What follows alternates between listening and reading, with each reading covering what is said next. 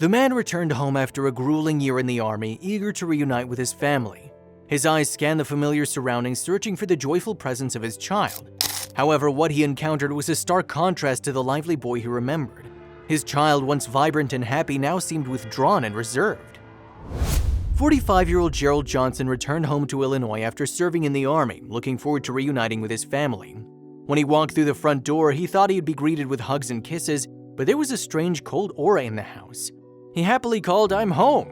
However, his excitement was tempered by the noticeable change in his son Toby's behavior. To his surprise, the house echoed with an eerie silence. He found Toby in the living room, staring blankly at the television. The once lively 11-year-old seemed like a shadow of his former self, withdrawn, reserved, and absent. Concern etched across Gerald's face. He tried to engage Toby in conversation, but the responses were mere whimpers, distant echoes of the joyous chatter he remembered. Growing more alarmed, Gerald called his wife Susan, who was still at work as a nurse at the hospital. He poured his heart out about Toby's changed behavior, seeking her reassurance and insight. To his bewilderment, though, Susan dismissed his concerns, claiming that everything was fine and Toby was just going through a phase. She was the one who was taking care of him, so she should know. Days turned into weeks, and Gerald noticed the strain on Toby's face intensifying. It was as if a thick fog had settled between them, obscuring the connection they once shared. Desperate for answers, Gerald attempted to bridge the gap by spending quality time with Toby. He suggested fishing trips, bike rides, and even a camping adventure, but Toby remained distant, lost in a maze of his own thoughts. Frustrated, Gerald confronted Susan about the issue again. To his surprise, she still seemed uninterested and detached. Her attention was consumed by financial matters, and she had grown accustomed to a life of relative independence during Gerald's absence. When Gerald questioned her about Toby's behavior, she simply shrugged it off, accusing him of overreacting and being out of touch with the reality of their lives. The days turned into nights. The once loving couple found themselves locked in a silent battle. Gerald, yearning for a semblance of normalcy, sought solace in the memories of the family they once were. Susan, on the other hand, resented Gerald's return, viewing it as an intrusion on her newfound autonomy. Arguments became a regular occurrence, and Toby, caught in the crossfire, retreated further into his shell. Gerald had returned home after years of service in the army, eager to reunite with his family. This was not the treatment he expected at all. For a year, he missed them. His anticipation, however, was tinged with concern as he noticed a stark change in his son. Was it because of his father's absence? It pained Gerald to see the vibrant and happy boy now withdrawn and reserved, a shadow of his former self. He had to intervene. The once happy and outgoing 11-year-old now appeared depressed. He wanted to understand the cause, so Gerald decided to set up a hidden camera in their home.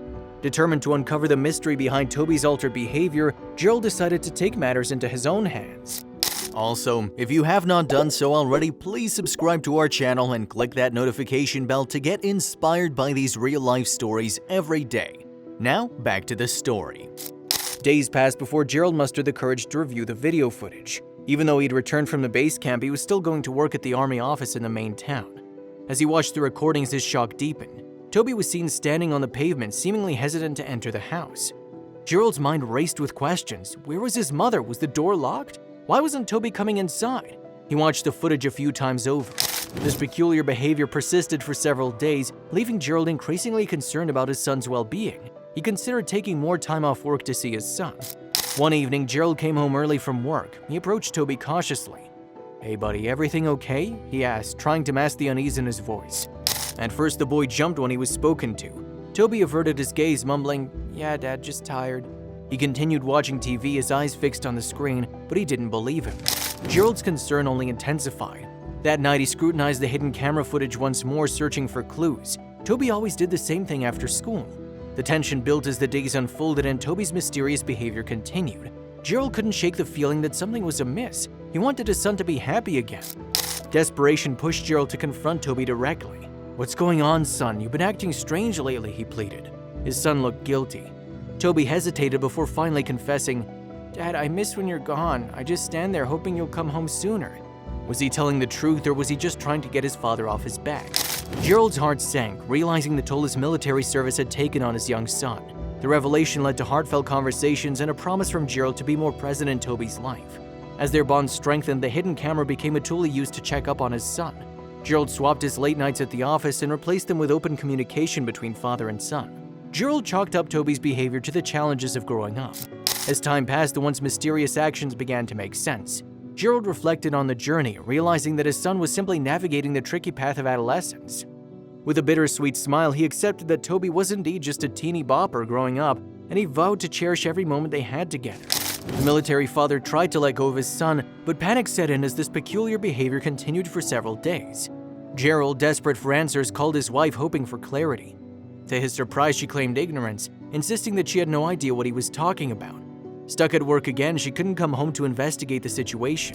Gerald's anxiety escalated. Then one evening, as he checked the surveillance footage, his heart skipped a beat. A 911 vehicle was parked outside his house and his wife was unresponsive on the phone.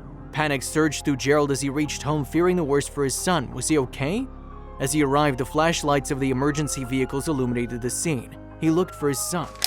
Gerald desperately sought answers from the paramedics, who explained that Toby had attempted to jump over the gate to get inside the house and had fallen. The neighbors, witnessing the accident, had swiftly called for help. Gratitude surged through Gerald as he thanked the neighbors and got his son inside. With bated breath, he asked Toby about his mother. She had the house keys with her. The revelation was startling. She kept forgetting to pick him up from school, leaving him to walk home alone without a cell phone. As Gerald absorbed the shocking truth, anger simmered within him. In the quiet of the night, Gerald sat by Toby's bedside, contemplating the events that had transpired. He couldn't help but feel a mix of emotions: relief, gratitude, and a touch of exasperation. It dawned on him that his once carefree son was growing up, navigating the challenges of adolescence and testing boundaries. He was afraid to tell his father that his mother wasn't there because he couldn't always be there for his son. He wanted to talk to his wife in person. He had no clue where she was until he heard her car pull into the driveway. Now home, Gerald confronted his wife about the neglect Toby had endured. The arguments escalated, accusations flying. His wife's excuses seemed feeble in the face of Toby's harrowing experience. Anger and confusion mingled within Gerald as he spoke to his wife. Confrontation loomed, and he wondered how a mother could be so negligent.